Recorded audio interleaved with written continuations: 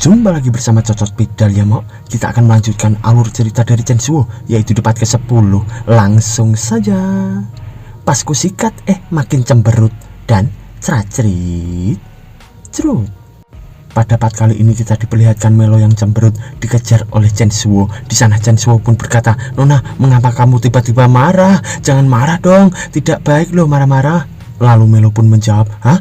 Kamu tidak tahu kesalahanmu?" Sambil kita diperlihatkan Chensuo di sana yang terdiam membatu karena tidak tahu apa kesalahan yang ia perbuat. Lalu ia pun berkata, "Aku salah menunjukkan kepadamu kekuatanku hari ini. Aku minta maaf.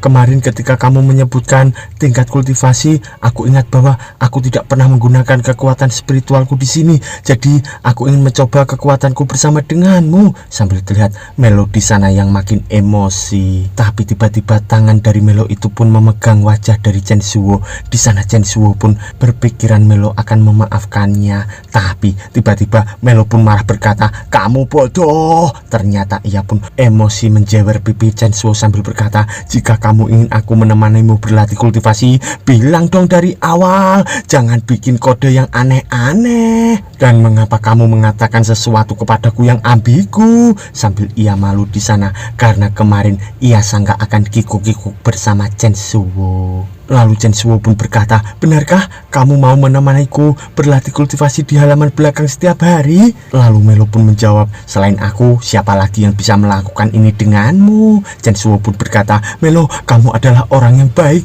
Aku akan mengingat kebaikan besarmu di hatiku." Sambil terlihat Melo di sana yang hanya terdiam. Lalu Chensuo pun berkata lagi, "Kalau begitu, ayo berlatih sekarang." Dan Melo pun terbengong di sana. Lalu beberapa saat kemudian kita diperlihatkan gerakan yang sangat cepat dari Chensuo itu mengitari Melo di sana. Lalu Chensuo pun akan menyerang berkata, "Kesempatan." Tapi ternyata serangannya pun dapat dilewati dengan mudah oleh Melo. Dan Melo pun berkata, "Kecepatannya kurang dan kekuatannya kurang." Sambil ia terbang menggunakan sayap kupu-kupunya itu. Dan Melo pun mengeluarkan aura membaranya di tangan sambil berkata, "Serangan datang." Sambil aura itu pun berbenturan antara aura Chensuo bersama aura Melo itu. Di sana benturan itu sangat keras dan mengakibatkan Chensuo terlempar ke tanah hingga ia ngos-ngosan. Di sisi Melo, ia pun berkata, "Cukup bagus, kamu bisa menahan seranganku, tapi kamu masih perlu berlatih banyak. Jika kamu menggunakan kekuatan spiritual di dunia ini, kamu sudah sangat kuat. Tapi di dunia lain, kamu akan dibunuh oleh orang lain dalam beberapa menit." Chensuo pun menjawab, aku tahu, aku akan bekerja keras." Tapi tiba-tiba ponselnya pun berdering dan ia pun mengangkat sambil berkata, "Halo, ada apa kakak bingsu?" Lalu di sana Nona He Bingsu pun menjawab, "Chensuo, pil tujuan yang kau berikan padaku." Lalu Chensuo pun menjawab, Tenang, bicaralah perlahan." Dan di sana Nona He pun berkata, "Sampel pil tujuan yang kamu berikan pada kami serta informasi penting yang kami teliti semuanya dicuri." Dan lalu Chensuo pun berkata, "Jangan panik, aku akan segera datang." Sambil terlihat di tempat Chensuo itu, ia pun berlari berkata, "Melo, aku ada urusan mendesak sekarang dan aku harus pergi untuk mengurusnya. Tunggu aku di rumah dan aku akan segera kembali." Di sana Melo pun berkata, "Oke Chensuo, aku akan menunggumu." Lalu beberapa saat kemudian kita diperlihatkan Chensuo yang sudah mengendarai mobilnya dan ia pun bergumam, bukan masalahnya pilsuan yang dicuri, tapi yang masalah besar itu adalah jika bahan penelitian dan pengembangan dicuri oleh perusahaan lain dan dikeluarkan sebelum perusahaan Dongfeng, maka kemungkinan besar perusahaan kakak bingsu akan hilang. Sambil ia melesat dengan cepat di sana.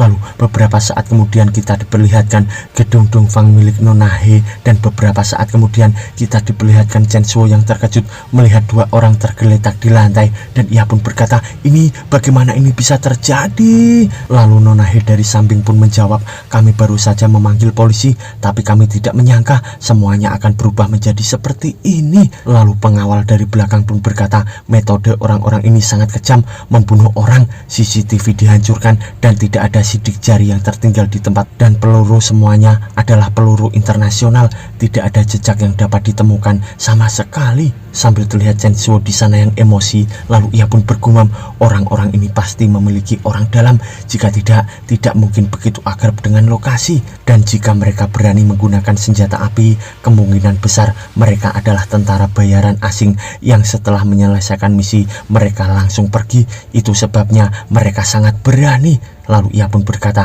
kakak sebaiknya bergegas dan meminta bawahan kakak untuk memeriksa catatan imigrasi terbaru. Kemungkinan kakak dapat menemukan beberapa petunjuk. Lalu Nona He pun berkata, benar juga, sambil terlihat Chen Suo yang memandangi sesuatu. Dan ia pun berkata, itu ternyata ia pun memandangi sesuatu yang digenggam oleh korban itu. Lalu ia pun mengambil cincin itu sambil bergumam, sistem pindai cincin ini. Lalu sistem itu pun berkata, cincin ini adalah milik kelompok naga hitam, organisasi pembunuh internasional di negara tetangga. Lalu Chen Suo pun berkata, aku menemukan ini di sana. Nona He pun terkejut berkata, ini adalah... Tapi anak buahnya dari belakang pun berkata, Presiden He, saya baru ingat. Baru seminggu yang lalu, perusahaan Liu mengundang sekelompok orang asing atas dasar investasi dari kamar dagang produk baru. Sambil terlihat Nona He di sana yang terkejut berkata, perusahaan Liu Suan, kenapa mereka melakukan hal sekotor ini? Tapi tiba-tiba pundaknya pun dipegang oleh Chen Suo berkata, yakinlah, berani mencuri barang-barangku dan membunuh begitu banyak nyawa tak berdosa. Aku pasti akan membuat mereka membayar harga yang mahal. Lalu beberapa saat kemudian kita diperlihatkan perusahaan Liu Suan. Di sana terlihat beberapa orang asing dan seseorang pun berkata, kalian berdua, kalian pasti punya barangnya. Ternyata itu adalah orang yang pernah menggoda Nona He di taman. Lalu ia pun berkata lagi, jadi haruskah kita melakukannya sekarang? Haruskah sekarang juga? Lalu orang di depannya pun menjawab, sekarang. Aku tiba-tiba berubah pikiran. Aku pikir itu harus bernilai 200 juta dolar Amerika. Dan orang tadi pun terkejut berkata, apa? 200 dolar Amerika? Lalu orang yang berbaju merah itu pun berkata, bayar sekarang dan kami akan memberikannya langsung. Sambil ia memegang amplopnya itu, sambil ia menaruhnya di meja dengan sangat keras. Lalu ia pun berkata lagi, ini milikmu. Lalu orang tadi pun berkata, tapi kita sudah menegosiasikan harga di awal kan? Dan sekarang kamu malah menaikkan harga. Bukankah ini sedikit sulit? Lalu si rambut kuning pun berkata, tidak masalah, jika Tuan Liu tidak mau membelinya, kami akan menjualnya kepada orang lain. Lalu Tuan Liu pun berkata, sialan, ketika formula itu sudah di depan mata, tapi mereka malah memainkannya. Tapi tiba-tiba Chen Suo pun berada di ruangan itu sambil berkata, Liu Suan, apakah kau pikir mencuri bisa kabur dengan mudah? Di sana Tuan Liu pun terkejut. Lalu Chen Suo pun berkata lagi, Tuhan tahu apa yang kau lakukan dan aku mendapatkan petunjuk. Ini sudah waktunya. Lalu Tuan Li pun bergumam, ini lantai 20, bahkan ada pengawal yang menjaga di luar. Bagaimana dia bisa masuk? Sambil ia ketakutan di sana. Dan Chen Suo pun mendatangi mereka berkata, tampaknya dua orang ini yang membunuh ya. Lalu di sisi orang berbaju merah pun berkata, apakah kau Chen Suo yang dibicarakan Liu Suan? Itu hanya bocah yang baru tumbuh bulu dan kau malah takut pada orang ini. Meskipun aku tidak tahu metode apa yang kau gunakan untuk masuk ke wilayah kami, tapi kau hanya bisa sampai di sini hari ini. Bunuh dia, sambil ia memerintahkan anak buahnya itu. Dan tiba-tiba para anak buahnya pun menyerang ke arah Chen Suo dari semua sisi. Lalu Chen Suo pun berkata, hanya kalian mengatasi kalian sangat mudah. Sambil ia menghindari serangan itu dan mengeluarkan aura membara di tangannya dan memukul orang tadi dengan sekuat tenaga. Dan orang itu pun langsung terkapar tak berdaya, pingsan di sana. Di sisi Tuan Liu, ia pun berkata, hanya beberapa detik dia bisa mengalahkan semuanya. Sambil kita diperlihatkan Chen Suo yang memukul lagi ke arah para bajingan itu. Dan di sana ia pun menendang dengan keras dan dari belakangnya terdapat seseorang akan memukul berkata, pergilah ke neraka kau. Tapi tiba-tiba orang itu pun langsung ditendang Chen Suo dengan menggunakan kaki kanannya hingga orang itu pun terlempar di dinding hingga dinding itu pun retak. Dan si rambut kuning pun berdiri berkata, aku akui bahwa keterampilanmu sangat bagus, namun tidak peduli seberapa hebat teknikmu, pada akhirnya tidak akan lebih baik dari ini. Sambil ia mengacungkan pistolnya itu. itu. Dan tiba-tiba Chen Suo pun berada di sampingnya sambil akan memukul, dan orang itu pun terkejut melirik ke arah Chen Suo. Cepret, ia pun dipukul Chen Suo hingga terkapar di lantai tak berdaya, pingsan di sana. Lalu si baju merah pun berkata, apa bocah ini? Dia terlalu kuat, sambil ia ketakutan dihampiri oleh Chen Suo di depannya. Lalu Chen Suo pun berkata, tenang saja, sekarang giliranmu, sambil terlihat Chen Suo di sana yang tersenyum memandangi orang berbaju merah itu. Lalu Chen Suo pun berkata, kau membunuh orang-orang di perusahaan Dongfang kan? Lalu orang itu pun hanya tersenyum dan ia pun berkata, ya, mereka hanya sekelompok sampah, masih memohon belas kasihan padaku sebelum mati. Karena mereka terlalu berisik, jadi aku mengirim mereka ke barat dengan tanganku. Sambil ia akan memukul Chen Suo dengan aura membara di tangannya, dan ia pun berkata, aku membunuh mereka seperti ini. Dan Chen Suo pun bergumam, ada roh jahat di tubuhnya. Dan orang itu pun berkata, meskipun kau hebat, gerakannya sangat cepat, tapi sejauh ini tidak ada yang bisa menahan pukulanku secara langsung. Dan di sana Chen Suo pun mengeluarkan aura membara di tangannya, dan ia pun berkata, begitu ya, sambil terlihat benturan antara mereka berdua dengan pukulan yang sangat dahsyat. Dan orang itu pun bergumam, ini bagaimana mungkin, bagaimana manusia biasa seperti dia punya kekuatan seperti ini. Dan Chen Suo pun berkata, waktunya lumayan lama, kau masih punya energi dari jin lagi. Berapa banyak jin pada dirimu, kau tidak memiliki poin dalam hatimu. Sambil orang itu pun tangannya berkobar membara seakan-akan retak akibat menahan pukulan dari Chen Suo. Dan tiba-tiba tangan dari orang itu pun hancur seketika. Di sana ia pun kesakitan terlempar ke dinding. Di sana orang itu pun berkata, Tuhan, maafkan aku, tolong maafkan aku, sambil ia memegangi tangannya yang hancur itu. Dan di sana Chen Suo pun mendatangi orang itu berkata, memaafkanmu ketika orang-orang dari perusahaan Dongfang memohon belas kasihan padamu, apakah kamu membiarkan mereka pergi? Sambil terlihat aura membara dari tangan Chen Suo itu. Dan di sana orang itu ketakutan berkata, bocah, jika kau berani membunuhku, Black Dragon akan membalaskan dendam padamu tanpa akhir. Sambil ia menakut-nakuti Chen Suo itu. Dan Chen Suo pun berkata, membunuhmu? Kau dapat keyakinan dari mana bahwa aku akan mengotori tanganku untukmu? Sambil ia mengeluarkan sesuatu dari tangan kanannya itu. Dan di sana sesuatu itu pun mengenai kepala dari orang berbaju merah, hingga ia pun mengeluarkan aura hitam dari kepalanya itu. Dan Chen Suo pun bergumam, ternyata aura hitam inilah yang telah mengendalikannya. Tapi bagaimana bisa ada roh jahat dari dunia lain dalam tubuh manusia? Sambil ia memandangi orang itu yang terkapar. Lalu di sisi Tuan Liu, ia pun ketakutan bergumam, anak ini sama sekali bukan manusia. Dia dengan mudah membunuh mereka dengan tangan kosong dan jarum perak. Dan di sana Chen Suo pun melirik ke arahnya berkata, apa kau ingin mencobanya juga? Lalu Tuan Liu ketakutan berkata, aku salah, aku seharusnya tidak melakukan itu. Sialan diriku ini, sialan diriku, maafkan aku Tuan. Sambil ia bersujud di sana. Lalu ia pun menangis lagi berkata, informasi tentang Bel Suyuan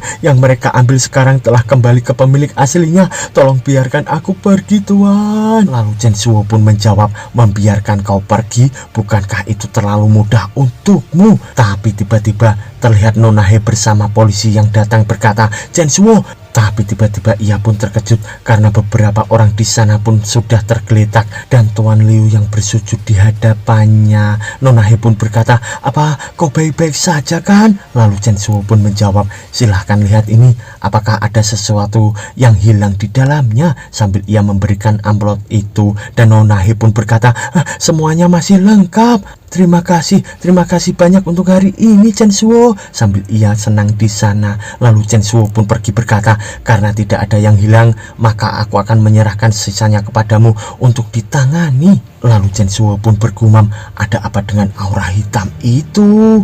Lalu Nona He pun berkata, Chen Suo, terima kasih. Sambil ia memandangi Chen Suo dengan penuh hangat di sana. Lalu beberapa waktu kemudian kita diperlihatkan Chen Suo yang sedang bersantai, dan ia pun bergumam, di dunia nyata ini ada roh jahat dari dunia lain. Selain itu, Shinran juga memiliki aura di tubuhnya. Sebelumnya tampaknya sudah ada hubungan antara dunia lain dan dunia nyata sebelum aku terikat dengan sistem ini. Bagaimana ini bisa terjadi? Lalu tiba-tiba hologram notif pun muncul di hadapannya, dan di sana notif itu pun berkata meminta host untuk menemukan harta karun dalam 3 hari, kalung pesona bintang dan bayangan. Setelah menemukan harta karun, misi selanjutnya akan terbuka secara otomatis. Lalu Chen Suo pun terkejut berkata, apa? Harta? Lalu sistem pun muncul lagi. Ya, host harus ingat bahwa misi harus diselesaikan dalam waktu 3 hari. Jika tidak, setengah dari like yang ada di short video akan dikurangi. Sambil terlihat Chen Suo di sana yang terbengong. Lalu kita diperlihatkan Melo yang datang dengan menggunakan baju yang sangat seksi itu. Dan ia mendengar Chen Suo dari dalam kamar berkata, sialan kau terlalu berlebihan. Kau menyuruhku mencari harta, bagaimana aku tahu seperti apa bentuknya? Dan di sana Melo pun bertanya-tanya. Lalu Chen Suo pun memarahi sistem sambil berkata lagi, dan juga 3 hari itu sangat sebentar, dan di dunia ini sangat luas. Dari mana aku menemukan harta ini untukmu? Lalu Melo pun bergumam, apa yang terjadi padanya hari ini? Sejak dia kembali malam ini, ekspresi dia menjadi sangat serius, dan sekarang apa dia sudah stres? Lupakan saja, aku akan bertanya lagi padanya besok saja. Sambil ia meninggalkan kamar Chen Suo itu. Lalu 2 hari kemudian kita diperlihatkan Chen Suo di sana yang berkata, maksudmu Shinran mengundang kita ke rumahnya sebagai tamu? Sambil Melo pun hanya terdiam di bawah Chen Suo itu, dan ia pun dengan wajah kawai berkata, iya Chen Suo, ayo kita pergi bersama. Lalu Chen Suo pun berkata, tapi aku ada sesuatu hal yang harus aku cari sekarang. Sambil ia bingung di sana.